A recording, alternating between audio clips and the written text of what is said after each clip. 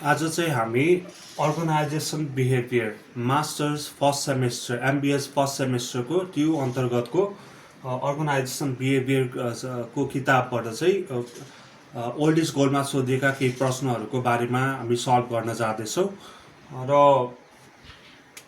Organisation behaviour भनेको चाहिँ यहाँलाई सजिलो भाषामा सम्झाउँदाखेरि चाहिँ is the study of human behaviour. यो चाहिँ स्टडी अफ ह्युमन बिहेभियर हो, जहाँनिर चाहिँ people working in an organization, behavior of people who are working in an organization, एउटा अर्गनाइजेसनमा वर्क गर्ने पिपलहरूको बिहेभियरलाई स्टडी गर्नु छ भने हामीले के गर्छौँ, अर्गनाइजेसन बिहेभियरलाई चाहिँ स्टडी गर्छौँ। र प्रत्येक मानिसहरूको स्वभाव भिन्न भिन्न हुन्छ। उनीहरू चाहिँ छुट्टा छुट्टै जात संस्कृति परम्परा फलो गरेर उनीहरूले छुट्टै भाषाहरू बोलेर उनीहरू चाहिँ छुट्टै अभिरुचि उनीहरूको सबै इच्छाहरू फरक हुन सक्छन्। त्यही भएर चाहिँ संस्थामा चाहिँ मान्छेको व्यवहारहरू फरक फरक हुन्छ र त्यो फरकपनालाई चाहिँ एउटा व्यवस्थापकले बुझेर त्यही अनुसारले ट्रिट गर्न सक्यो भने चाहिँ व्यवस्थापन राम्रोसँग चल्न सक्छ। त्यही भएर चाहिँ हामीले मान्छेहरूले संस्थामा गर्ने व्यवहारहरूको बारेमा बुझ्नु जरुरी छ एउटा व्यवस्थापकले। र मान्छेहरूले किन भिन्न भिन्नै व्यवहार गर्छन्, उनीहरूको व्यवहार किन यस्तो हुन्छ भनेर बुझ्नु पर्ने छ भने चाहिँ हामीले के गर्छौँ, हामीले चाहिँ केही फाउन्डेसन्सहरू छन्। यो फाउन्डेसन्सहरूलाई चाहिँ बुझ्नुपर्छ। मान्छेको व्यवहार फरक हुनुमा उनीहरूको फाउन्डेसन्सहरू हुन्छ, उनीहरूको जग हुन्छ। त्यो जगहरू चाहिँ के छ भन्दा एउटा चाहिँ अबाउट पिपल, मान्छेको विषयमा चाहिँ के कुराहरू आउँदाखेरि चाहिँ उनीहरूले चाहिँ फरक व्यवहार गर्छन्। र अर्को हुन्छ संस्था, अबाउट अर्गनाइजेसनको बारेमा चाहिँ के कस्तो फरकपनाहरू आयो भने चाहिँ के कस्तो फाउन्डेसन भयो भने चाहिँ उनीहरूले फरक व्यवहार गर्छन् एउटा संस्थामा रहेर भन्ने कुराहरू रहेको छ। जस्तो कि हामीले यहाँनिर चाहिँ अब फाउन्डेसन अबाउट पिपलको बारेमा बुझौँ। मान्छेका आधारहरू के छन्, व्यवहार गर्ने आधारहरू भने एक नम्बरमा छ इफेक्ट अफ इन्डिभिजुअल डिफरेन्स। भन्न खोजेको चाहिँ मान्छेहरू, अघि मैले भने जस्तै मान्छेहरू चाहिँ फरक संस्कृति, फरक परम्परा, फरक धर्म, फरक जाति, फरक भाषा बोल्ने आदि इत्यादि, उनीहरूको रहनशैली फरक, यस्ता फरकपनाबाट आएका हुन्छन् जसले गर्दाखेरि चाहिँ उनीहरूले चाहिँ एउटा कार्यालयमा चाहिँ फरक किसिमका व्यवहारहरू चाहिँ प्रस्तुत गर्न चाहिँ सक्छन्। त्यो कारणले गर्दाखेरि हामीले के भन्नुपर्छ भन्दाखेरि इफेक्ट अफ इन्डिभिजुअल डिफरेन्सलाई बुझेन भने एउटा व्यवस्थापकले चाहिँ के गर्न सक्दैन, राम्रो खालको डिसिजन लिन चाहिँ सक्दैन भनेर हामीले बुझ्नु पर्ने हुन्छ।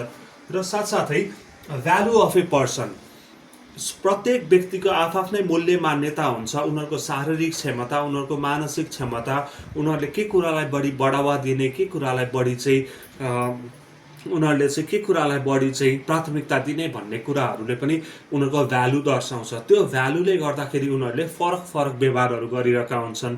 र एउटा व्यवस्थापकले चाहिँ मान्छेको भ्यालुहरूलाई नबुझिकन उनीहरूलाई चाहिँ व्यवस्थापन गर्न खोज्यो भने त्यसले राम्रो नतिजा चाहिँ ल्याउँदैन भन्ने कुरा छ। र त्यस्तै गरी अ होल पर्सन, मान्छे एउटा सिङ्गो मान्छे हो। जस्तो मान्छेले 7 घन्टा मात्रै एउटा कार्यालयमा बिताउँछ, तर त्यो मान्छेले चाहिँ 7 घन्टाभन्दा बाहेकको 17 घन्टा चाहिँ परिवार साथीभाइहरूलाई भेटेर बिताउँछ।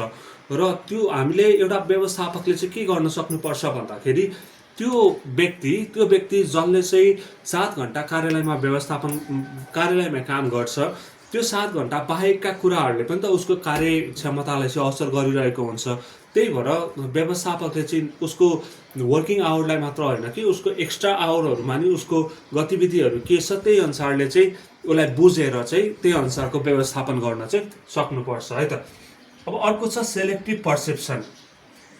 दुईटा फरक मान्छेले एउटै चिजलाई हेर्ने दृष्टिकोण फरक हुन्छ, उनीहरूको सोचाइ फरक हुन्छ, उनीहरूको अनुभव फरक हुन्छ। त्यसले गर्दाखेरि चाहिँ सेलेक्टिभ पर्सेप्सन, मान्छेहरूले चाहिँ उनीहरूले चाहिँ छनौट गरेर चाहिँ आफ्नो धारणाहरू चाहिँ राखिरहेका हुन्छन्, उनीहरूको बुझाइ फरक हुन्छ। त्यो भएर चाहिँ एउटा व्यवस्थापकले चाहिँ मान्छेहरूको सेलेक्टिभ पर्सेप्सनलाई चाहिँ बुझेर चाहिँ व्यवस्थापन गर्न सक्नुपर्छ। जस्तो रामले आफ्नो कामप्रतिको विचारधारा एउटा होला, श्यामको आफ्नो कामप्रतिको विचारधारा एउटा होला। त्यो दुईटा कुराहरूलाई चाहिँ बुझेर हामीले चाहिँ के गर्न सक्नुपर्छ भन्दाखेरि व्यवस्थापकले व्यवहार गर्न सक्नुपर्छ। सबैलाई एउटै किसिमको ट्रिट गर्नु हुँदैन, सबैलाई एउटै तराजुमा राखेर जोख्नु हुँदैन र फरक फरक खालको व्यवहारहरू चाहिँ हामीले एउटा व्यवस्थापकले बुझेर चाहिँ तिनीहरूलाई व्यवस्थापन गर्नुपर्छ। अर्को छ मोटिभेटेड बिहेभियर।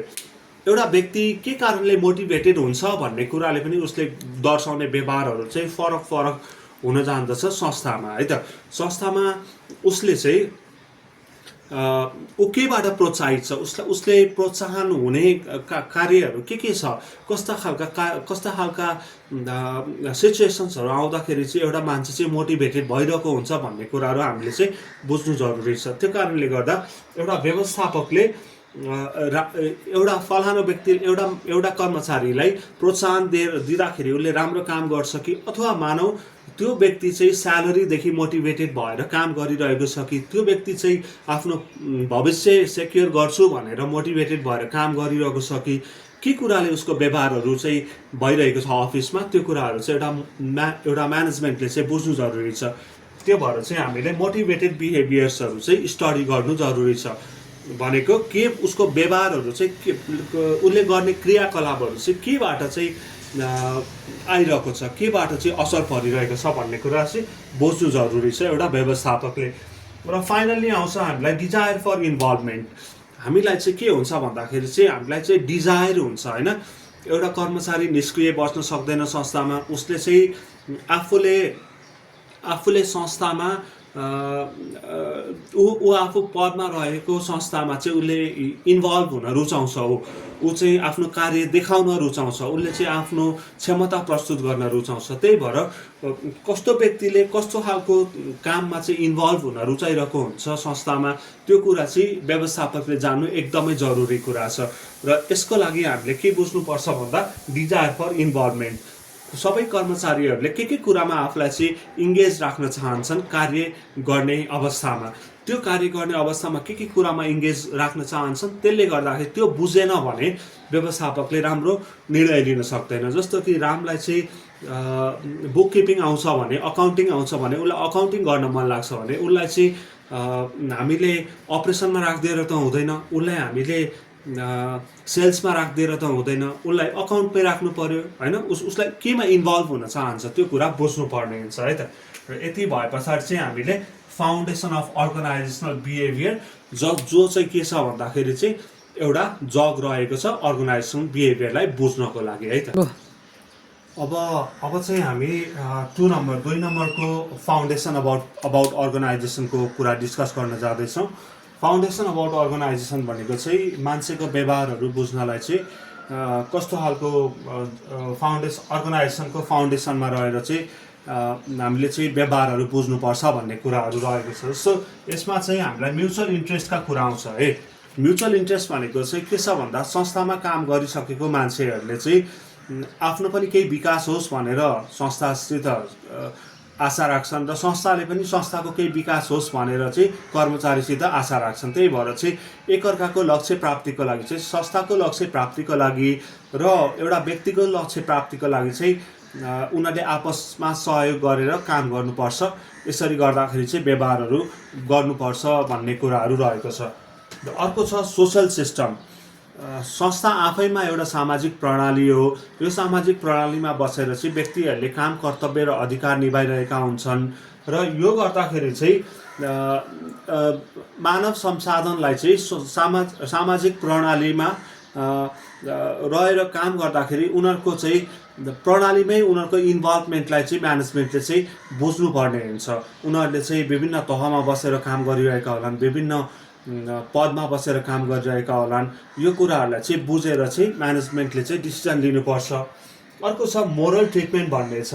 मोरल ट्रिटमेन्ट भनेको नैतिक ट्रिटमेन्ट, नैतिक व्यवहार, होइन। एउटा कर्मचारीलाई चाहिँ व्यवस्थापकले जहिले पनि नैतिकवान हुन सिकाउनुपर्छ, नैतिकताको पाठ पढाउनुपर्छ र उनीहरूले चाहिँ आफू नीतिमा बसेर चाहिँ संस्थाको सेवा गर्नुपर्छ र अनैतिक कार्यहरू हुन चाहिँ नदिनुपर्छ। यो कारणले गर्दाखेरि चाहिँ हामी के गर्छौँ भन्दाखेरि हामीले चाहिँ एउटा अर्गनाइजेसन फाउन्डेसन अबाउट अर्गनाइजेसनमा चाहिँ नैतिक व्यवहार पनि एउटा चाहिँ आधारभूत तत्त्व जसले गर्दाखेरि चाहिँ सङ्गठनात्मक व्यवहारलाई चाहिँ बुझ्नलाई चाहिँ सजिलो हुन्छ भनेर हामीले बुझ्नुपर्छ। अब चाहिँ हामी management techniques of workforce diversity जुन चाहिँ 2022मा सोधेको थियो ट्युले यसको एन्सर्सहरू दिन जाँदैछौँ। जस्तो म्यानेजमेन्ट टेक्निक्स अफ वर्कफोर्स डाइभर्सिटीमा चाहिँ जानुभन्दा पहिले हामीले चाहिँ यसमा के बुझ्नुपर्छ भन्दाखेरि के हो त टेक्निकहरू, वर्कफोर्स डाइभर्सिटीको टेक्निक्सहरू के हो त्यो बुझ्नु जरुरी छ। यसमा चाहिँ हामीले 1 नम्बरमा टेस्टिङ, हैन, ट्रेनिङ, मेन्टरिङ र वर्क फ्यामिली प्रोग्राम छ। तर यो बुझ्नुभन्दा अगाडि हामीले वर्कफोर्स डाइभर्सिटी भनेको के हो त्यो बुझ्नुपर्छ। वर्कफोर्स डाइभर्सिटी भनेको चाहिँ विविधता हो, कर्मचारीहरूको विविधता हो, जुन विविधता चाहिँ उनीहरूको परिवेशले गर्दाखेरि, उनीहरूको वातावरणले गर्दाखेरि, उनीहरूको सोचले गर्दा, उनीहरूको व्यवहारले गर्दा, उनीहरूको सबै अनुभवहरूले गर्दाखेरि, ऊ कुन कल्चरबाट आएको छ, ऊ कुन रिलिजनको हो, त्यो सबै कुराले गर्दाखेरि चाहिँ हामीले के गर्नुपर्छ भन्दा ती विभिन्न डाइभर्सिटी विविधतायुक्त कर्मचारीहरूलाई चाहिँ व्यवस्थापन गर्नलाई व्यवस्थापकले चाहिँ राम्रो भूमिका खेल्नुपर्छ। केही टेक्निक्सहरू हुन्छन् ती विविधताहरूलाई चाहिँ म्यानेज गर्नको लागि, ती टेक्निक्सहरूको बारेमा आज हामी चाहिँ पढ्न जाँदैछौँ। र संस्थामा जहिले पनि फरक फरक विचारधाराका मान्छेहरू हुन्छन्, ती सबैलाई समेटेर अर्गनाइजेसनको लक्ष्य प्राप्ति गर्नको लागि चाहिँ सँगसँगै लिएर जानुपर्ने हुन्छ। त्यसको लागि चाहिँ केही स्टेप्सहरू छन् है त। 1 नम्बरमा छ टेस्टिङ। टेस्टिङ भनेको के हो भन्दाखेरि चाहिँ हामीले व्यवस्थापकले कार्यक्षमता, कार्य गराइको पनि टेस्ट लिनुपर्छ। जस्तो टेस्ट लिनुपर्छ अथवा यसलाई मानौँ एउटा मान्छेको सिप, उसको अनुभव, उसको दक्षताहरू परीक्षण गर्नुपर्छ। टेस्टिङ भनेको त्यो परीक्षण हो। र त्यो टेस्टिङ गरिसके पछाडि ऊ कुन चाहिँ पदमा फिट छ त भन्ने कुराहरू चाहिँ व्यवस्थापकले छुट्याएर चाहिँ राख्नुपर्छ। नत्र भने चाहिँ हामीलाई के थाहा हुँदैन भन्दाखेरि ऊ कुन पदमा चाहिँ राम्रो खालको उसको पर्फर्मेन्स छ त्यो थाहा नभइकन हामीले चाहिँ उसलाई काममा राख्यौँ भने चाहिँ उसबाट राम्रो नतिजाहरू नआउने र संस्थाको गोल प्राप्ति चाहिँ नहुन सक्छ। त्यो भएर चाहिँ हामीले टेस्टिङ गर्नुपर्छ। मानौँ कि एउटा एसिस्टेन्ट लेभलमा 3 जना मान्छेहरू राखेको छ भने एउटालाई बुककिपिङमा राम्रो होला, एउटा चाहिँ कम्प्युटर चलाउन राम्रो होला, एउटा चाहिँ अकाउन्ट, एउटा चाहिँ सेल्समा राम्रो होला रे। यसरी हामीले के कुरामा राम्रो छ हो त्यसलाई बुझेर चाहिँ के गर्नुपर्छ भन्दा हामीले संस्थामा काम लाउनुपर्छ र त्यसले गर्दा संस्थाको लक्ष्य प्राप्ति गर्न सजिलो हुन्छ। अर्को छ ट्रेनिङ। हामीले एउटा व्यवस्थापकले कर्मचारीको सदैव ट्रेनिङ गर्नुपर्छ। उनीहरूको कमी कमजोरी नभओस्, उनीहरूलाई नआएको कुरा सिक्न उनीहरूले सक्षम होस् भन्नको लागि चाहिँ एउटा संस्थाले जहिले पनि के गर्नुपर्छ भन्दाखेरि ट्रेनिङ प्रोग्राम चाहिँ चलाउनुपर्छ। र यसको लागि चाहिँ बाहिरबाट बोलाएका ट्रेनरहरू अथवा अफिसभित्रैका ट्रेनरहरूलाई चाहिँ ट्रेनिङ दिने उपयुक्त वातावरण र ट्रेनरको पनि ट्रेनिङ लिएर ट्रेनरले चाहिँ आफूभन्दा संस्थाका कर्मचारीहरूलाई ट्रेनिङ प्रदान गर्नुपर्छ, जसले गर्दाखेरि चाहिँ संस्थाको लक्ष्य प्राप्त गर्न चाहिँ सजिलो हुन्छ। अर्को छ मेन्टरिङ। मेन्टरिङ भनेको परामर्श, हैन, परामर्श। जस्तो हामीले म्यानेजरको साइडमा चाहिँ एसिस्टेन्ट म्यानेजर देखेका हुन्छ होला अथवा चाहिँ एडभाइजर देखेका हुन्छ होला। यसरी चाहिँ एडभाइस गर्ने मान्छेहरू हामीलाई संस्थामा चाहिँ काम हुन्छ, संस्थामा एडभाइजरको काम हुन्छ र मेन्टरको पनि काम हुन्छ। मेन्टरले चाहिँ घचघचाइरहन्छ, एउटा कर्मचारीलाई घचघचाइरहन्छ, तिमीले यसरी काम गर, यो काम यो राम्रो भएन, यसलाई यसरी गर्नुपर्छ भनेर त्यो एडभाइजरले अथवा मेन्टरले चाहिँ उसलाई कार्य सञ्चालन सम्बन्धी चाहिँ एडभाइसहरू दिइराख्नुपर्छ। त्यो एडभाइसहरू दिएको अवस्थामा चाहिँ के हुन्छ भन्दाखेरि एउटा कर्मचारीले राम्रो नतिजा ल्याउन सक्छ, जसले गर्दा संस्थाको चाहिँ उद्देश्य प्राप्तिको लागि चाहिँ सहयोग पुग्छ। सबै कर्मचारीहरू सबैमा दक्ष हुन्छन् भन्ने छैन, तर उनीहरूको दक्षता निखार्नको लागि चाहिँ एउटा मेन्टरले मेन्टरिङ गरिराख्नुपर्छ कर्मचारीहरूलाई है त। र फाइनली छ work family programme. Work family programme भनेको चाहिँ एउटा मान्छे काममा पनि व्यस्त हुन्छ र उसले परिवारको जिम्मेवारीहरू पनि निभाउनु पर्छ। यो दुईटा खालका व्यवहारहरू चाहिँ उसले आफ्नो दैनिक रूपमा गरिरहेको हुन्छ र वर्क फ्यामिली प्रोग्राम अन्तर्गत चाहिँ एउटा कर्मचारीले कसरी चाहिँ उसले कामलाई पनि र साथसाथै फ्यामिलीलाई पनि हेर्न सक्छ भन्ने कुराहरू चाहिँ एउटा व्यवस्थापकले राम्ररी ध्यानमा राख्नुपर्छ। उसबाट काम लिनका लागि उसलाई फ्लेक्सिबल टाइमिङ दिएर हुन्छ कि अथवा उसलाई पार्ट टाइम काम दिएर हुन्छ कि अथवा फुल टाइम दिएर हुन्छ कि उसलाई एउटा व्यक्तिको चाहिँ पारिवारिक व्यवहारलाई पनि सहयोग हुने खालको र संस्थाको उद्देश्य प्राप्तिमा पनि बाधा नपर्ने खालको चाहिँ तरिकाले चाहिँ के गर्नुपर्छ भन्दा काममा राख्नुपर्छ। यस्तो गर्यो भने चाहिँ वर्क फ्यामिली ब्यालेन्स हुन्छ र फ्यामिलीलाई पनि प्राथमिकता दिएको कारणले गर्दाखेरि चाहिँ एउटा कर्मचारी चाहिँ मोटिभेटेड भएर संस्थामा काम गर्न सक्छ, जसले संस्थालाई चाहिँ अगाडि बढाउनलाई मद्दत पुर्याइरहेको हुन्छ। अब चाहिँ 2019मा सोधेको प्रश्न contemporary issues in organisation behaviour भनेर छ। यो चाहिँ अर्गनाइजेसन बिहेभियर चाहिँ को विद्यमान इस्युजहरू के छ, चुनौतीहरू के छ भनेर सोधिएको छ।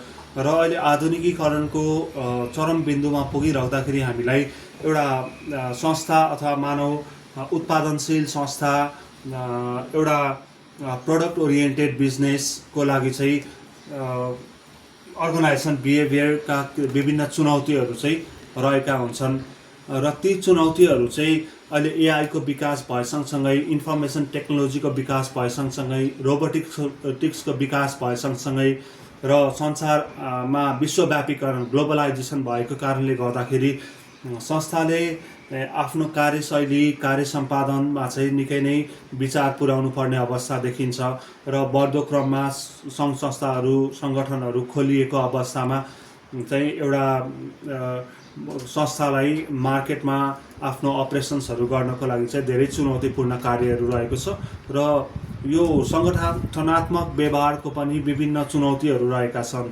ती इस्युजहरूलाई एड्रेस गर्न सकेको अवस्थामा मात्रै एउटा अर्गनाइजेसन बिहेभियर चाहिँ सफल हुन सक्छ भनेर हामी भन्न सक्छौँ। र त्यसको लागि चाहिँ टेक्नोलोजिकल डेभलपमेन्टलाई बुझ्नु जरुरी छ। किनभने पहिला जस्तो जमाना छैन जहाँनिर हातले काम गरिन्थ्यो, जहाँनिर चाहिँ इलेक्ट्रिसिटी अथवा जेनरल सिम्पल मेसिन्सहरूबाट काम गरिन्थ्यो। अब अहिले चाहिँ आधुनिक टेक्नोलोजिकल डेभलपमेन्टलाई पनि हेर्नुपर्ने अवस्था रहेको छ र सङ्गठनमा काम गर्ने कर्मचारीहरूले पनि आफ्नो कार्य सम्पादन गरिराख्दाखेरि चाहिँ उनीहरूले टेक्नोलोजी फ्रेन्डली भएर काम गर्नुपर्छ। कम्प्युटरको कुराहरू चलाउन जान्नुपर्छ, इमेल इन्टरनेटहरू चलाउन जान्नुपर्छ। यस्ता खालका प्रविधिहरूलाई चाहिँ कर्मचारीहरूले बुझ्न सक्नुपर्छ र सङ्गठनले पनि टेक्नोलोजीलाई चाहिँ अवलम्बन गर्न सक्नुपर्छ र मार्केटमा अरू कम्पनीहरूभन्दा आफ्नो कम्पनी अथवा संस्थालाई अगाडि बढाउनु छ भने अरूको टेक्नोलोजी भन्दा आफ्नो टेक्नोलोजीको स्तर र टेक्नोलोजी चलाउन सक्ने क्षमताको स्तर चाहिँ बढी हुनुपर्छ भनेर चाहिँ हामीले बुझ्न सक्छौँ। अर्को छ जब रिडिजाइन। जब रिडिजाइनमा अहिले 21औं शताब्दीमा आएर जब रिडिजाइनमा चाहिँ धेरै संस्थाहरूले सोच्नुपर्ने अवस्था छ। किनभने जब रिडिजाइनमा चाहिँ पहिलाको जस्तो कार्यशैली छैन। अहिले कतिपय कार्यहरू रोबोटले गर्ने गर्दछन् र मान्छेहरूले म्यानुअल्ली काम गर्ने कुराहरूलाई चाहिँ आउटडेटेड गरेर रोबोटले काम गर्ने र मान्छेहरूले चाहिँ त्यो प्रोग्रामहरू मात्रै बनाइदिने खालको टेन्डेन्सीहरू बढिरहेको छ र त्यो रोबोट होइन र अटोमेटिक मेसिन्सहरूले गर्दाखेरि चाहिँ कार्यशैलीमा कार्य सम्पादन गर्नलाई चाहिँ मान्छेहरूको कम आवश्यकता परेको पनि अवस्थाहरू हामीले चाहिँ बुझिरहेका छौँ। र त्यसले गर्दाखेरि जब रिडिजाइन कस्तो खालको काम कुन व्यक्तिलाई दिने भन्ने कुराहरूमा चाहिँ हेरफेर भइरहेको अवस्थाहरू छ। त्यसलाई पनि चुनौती नै छ त्यो एउटा कुरा पनि। अर्को छ आर्टिफिसियल इन्टेलिजेन्स। मान्छे जस्तै सोचेर कार्य सम्पादन गर्ने क्षमता बोकेका मसिन इलेक्ट्रोनिक चिप्सहरू अथवा मानव च्याट जिपिटी एआई बट्सहरू यिनीहरू छन्। त्यसले गर्दाखेरि चाहिँ मान्छेहरूले चाहिँ अब डाटासँग रिलेटेड भएर कामहरू गर्नुपर्ने बढी जस्तो देखिन्छ अहिलेको समाजमा। र आर्टिफिसियल इन्टेलिजेन्स लाई अवलम्बन गर्न सकेन भने, आर्टिफिसियल इन्टेलिजेन्सलाई बुझ्न सकेन भने चाहिँ संस्थामा चाहिँ कामहरू हुन चाहिँ गाह्रो छ। कम्पिटेटिभ इन्भाइरोमेन्टमा काम गर्न चाहिँ मुस्किल छ। जसले आर्टिफिसियल इन्टेलिजेन्सलाई आफ्नो संस्थामा राख्छ अथवा राख्ने प्रवृत्ति अपनाउँछ तिनीहरू नै टिक्ने अवस्थामा चाहिँ रहेको हामीले बुझ्न सक्छौँ। र अर्को छ भर्चुअल अर्गनाइजेसन है। भर्चुअल अर्गनाइजेसन भनेको चाहिँ इन्टरनेटको माध्यमबाट चाहिँ जोडिएर संस्थाहरू चलाउने, जस्तो ई बिजनेस हुनसक्छ, जस्तो दराजले काम गरिरहेको छ, इबेले काम गरिरहेको छ, Amazon.com ले काम गरिरहेको छ। यिनीहरूले चाहिँ भर्चुअल रूपमा पनि संस्था चलाइरहेका छन्। भनेको फिजिकली मान्छेहरू भेटघाट गरेर समस्या समाधान गर्नुभन्दा पनि इन्टरनेटको माध्यमबाट, अनलाइनको माध्यमबाट चाहिँ काम गर्ने प्रविधिहरू चाहिँ बढिरहेको छ। र यसलाई पनि हामीले फेस गर्न सकेनौँ भने, यसलाई हामीले बुझ्न सकेनौँ भने चाहिँ संस्था चाहिँ अगाडि बढ्न सक्दैन। त्यही भएर चाहिँ भर्चुअल अर्गनाइजेसनको अवधारणा आएको छ र त्यसलाई उचित रूपमा चाहिँ त्यसको बारेमा जान्ने चाहिँ, त्यसको बारेमा त्यसलाई अपनाउने अथवा त्यसको बारेमा जानकार रहन चाहिँ एउटा व्यवस्थापक चाहिँ जरुरी हुन्छ। र अर्को छ रेस्पोन्डिङ टु ग्लोबलाइजेसन। यहाँनिर अरबौँ पैसाहरू इन्भेस्ट गरेर चाहिँ संस्था चलाउनको लागि चाहिँ संस्थाहरू चलिरहेका हुन्छन्।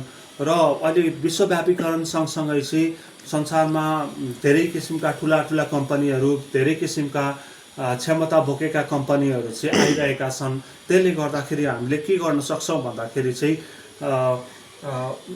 ग्लोबलाइजेसनलाई रेस्पोन्ड गर्ने, ग्लोबलाइजेसनमा आफूलाई, ग्लोबलाइजेसनको इफेक्टलाई रेस्पोन्ड गर्न सक्ने खालको क्षमताहरू चाहिँ एउटा संस्थामा हुनुपर्छ।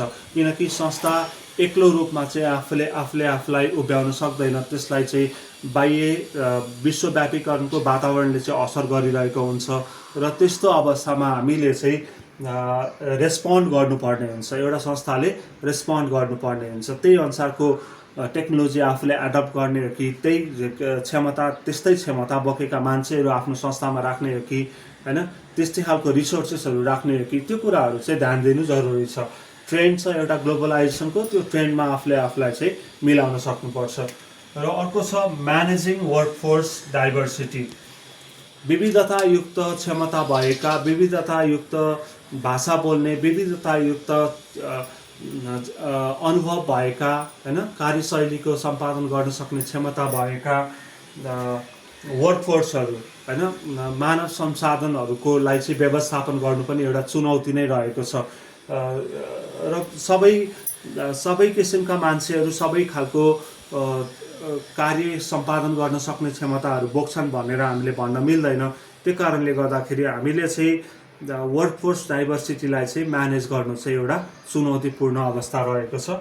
अर्को भनेको पिपल्सको स्किल, लिडरसिपदेखि लिएर कम्युनिकेसनसम्म, स्ट्राटेजिक प्लानिङदेखि लिएर डिसिजन मेकिङसम्म, प्रब्लम सल्भिङदेखि लिएर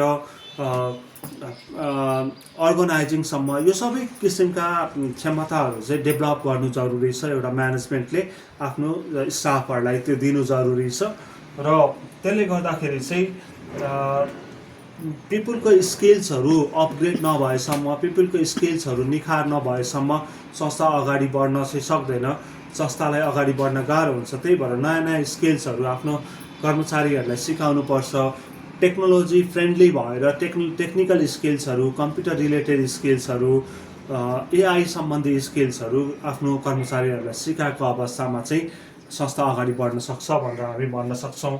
यो पनि एउटा च्यालेन्ज नै रहेको छ। अर्को छ म्यानेजिङ इन्फर्मेसन टेक्नोलोजी। अहिले आइटीको जमाना आएको छ। जसले कम्प्युटर चलाउन जान्दैन, जसले चाहिँ विभिन्न किसिमका अफिसका सफ्टवेयरहरू चलाउन जान्दैन, तिनीहरूको लागि चाहिँ गाह्रो छ संस्थामा टिक्नको लागि। र संस्था अगाडि किन बढ्छ भन्दा उसले इन्फर्मेसन टेक्नोलोजीलाई, सूचना प्रविधिलाई चाहिँ अवलम्बन गरेको छ। यदि सूचना प्रविधिलाई अवलम्बन गरिएन भने चाहिँ अगाडि बढ्नलाई चाहिँ गाह्रो हुन्छ भनेर हामीले पढ्न चाहिँ सक्छौँ। त्यो कारणले गर्दाखेरि यी सबै 8वटा च्यालेन्जेसहरू हुन् र यो च्यालेन्जेसहरूलाई चाहिँ अहिलेको 21औं शताब्दीमा चाहिँ फेस गरिरहेका छन् संस्थाहरूले र यसलाई चाहिँ अर्गनाइजेसनल बिहेभियरमा चाहिँ एड्रेस गर्नु चाहिँ जरुरी हुन्छ। अब चाहिँ हामी measures to make an organisation more competitive जमानामा इस्युजहरू छ, संस्थाको केही इस्युजहरू छ जसलाई हामीले अघि पढ्यौँ। अब हामी चाहिँ त्यो इस्युजहरूलाई ट्याकल गर्नको लागि चाहिँ कस्तो खालको मेजर्सहरू अपनाउन सक्छौँ भन्ने कुराहरू चाहिँ हामीले जान्नु जरुरी छ है त। जस्तो 1 नम्बरमा छ फोकस अन कस्टमर्स निड। संस्थालाई जे मनपर्छ त्यही उत्पादन गरेर हुँदैन, कस्टमर्सहरूको निडलाई ध्यानमा राखेर चाहिँ हामीले सामानहरू उत्पादन गर्नुपर्छ। उनीहरूको चाहना के छ, उनीहरूको इच्छा के छ, उनीहरूको रुचि के छ, त्यही रुचि अनुसारले चाहिँ हामीले के गर्न सक्नुपर्छ, सामानहरू बनाउन सक्नुपर्छ भनेर हामीले भन्न चाहिँ सक्छौँ है त। अथवा कस्टमरलाई चाहिँ हामीले सामान डेलिभरी गरिसकेर मात्रै आफ्नो काम सिद्धिँदैन। कस्टमरले डेलिभरी गरिसके पछाडि उनीहरू सेटिस्फाइड छन् कि छैनन् पनि बुझ्नुपर्ने हुन्छ। कहिलेकाहीँ आफ्टर सेल सर्भिसेसहरू जस्तो वारेन्टी ग्यारेन्टीहरू पनि उपलब्ध गराउनुपर्छ।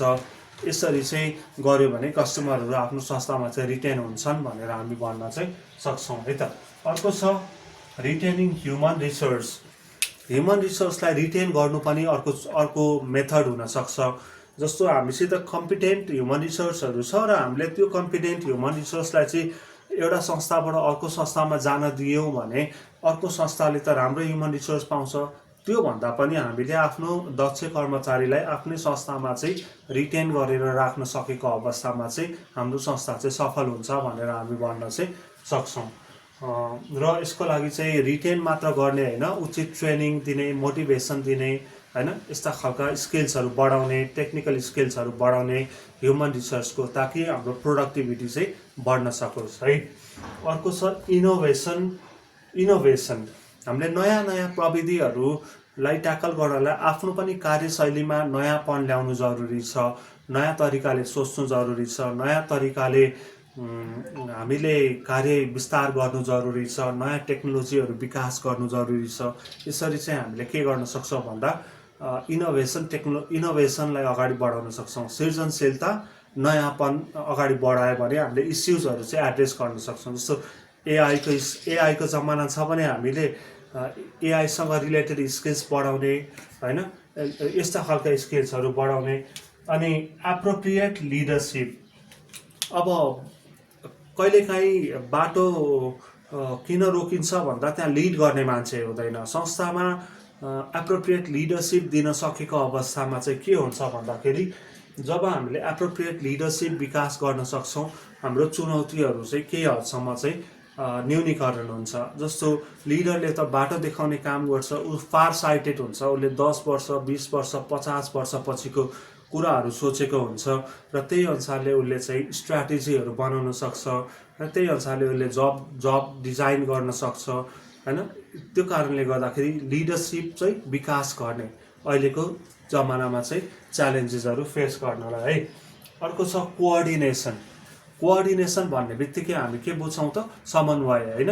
संस्थाभरिका मान्छेहरूसित एकअर्कासित कोअर्डिनेट गर्न लाउने, मान्छेहरू बिचमा कम्युनिकेसन गर्न लाउने, मान्छेहरू स्टाफहरू बिचमा उनीहरूको एक्सपिरियन्सहरू सेयर गर्न लाउने, आफ्नो काम रिलेटेड कुराहरूमा चाहिँ एउटा तह र अर्को तह बिचमा उचित समन्वय गर्न लाउने र पारदर्शिता पनि कायम गर्ने होइन। यस्तो खालको कुराहरूले गर्दाखेरि चाहिँ हाम्रो समस्याहरू समाधान हुन सक्छ। अर्को छ टेक्नोलोजिकल फ्रेन्डली। हामी टेक्नोलोजीलाई फ्रेन्डली भन्ने, टेक्नोलोजी एडप्ट गर्नलाई हामी दिगदार नमान्ने, टेक्नोलोजीलाई हामीले चलाउन आफ्नो संस्थामा प्रयोग गर्नको लागि हामीले चाहिँ नहिचकिचाउने, टेक्नोलोजीलाई चाहिँ साथीको रूपमा लिएर चाहिँ हामी काम गर्न थाल्यौँ भने चाहिँ अरू टेक्नोलोजीलाई युज गरेर रहेका संस्थाहरूसित हामी कम्पिट गर्न चाहिँ सक्छौँ भनेर हामीले यहाँनिर चाहिँ बुझ्नु पर्छ।